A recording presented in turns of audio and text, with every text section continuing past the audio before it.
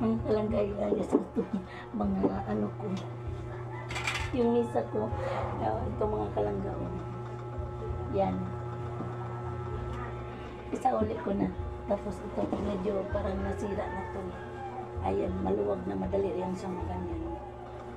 Parang na parang na lustrib na siya mga kalangga. Ngayon iayos ko na at saka ilagay ko na doon kasi mahirapan ako kumain, wala akong misa.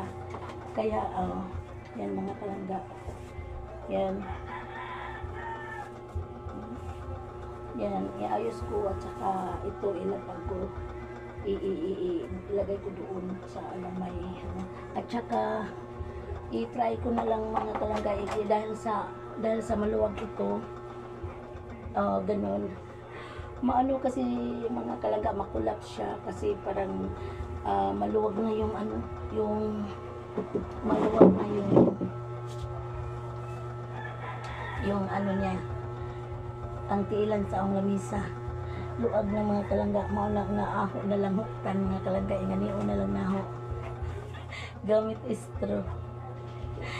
ang straw mga kalangga kasi parang maano siya ba tumibay naman kasi makulaps na talaga siya mga kalangga at saka wala akong ideya kung paano ko to ayusin kaya ito lang ang na-ideya ko na ganitohon ko. Ayan, hindi na talaga din siya makulaps mga kalangga kasi nakatali na. Ayan, iganyan ko na lang yan. Yan, kasi pag bumagsak na ko, delikado pag magkain ako tapos halimbawa, mga ganun, mainit yung paso ako mga kalangga. Kaya, i-sureball ko na hindi ako mapasok. Ayan mga kalangga. Ayan. Hukot-hukot style. Makulaps na kasi maluwag na. Palagi kasi itong nilaruan ni Kaya, kaya yun. Ayan mga kalangga. At saka dito na naman tayo sa kabila ganyan mga kalangga. Tingnan mo mga kalangga. Agoy. Paano to? Hindi din mga kalangga. Maano talaga siya. Ano bang gawin ko nito?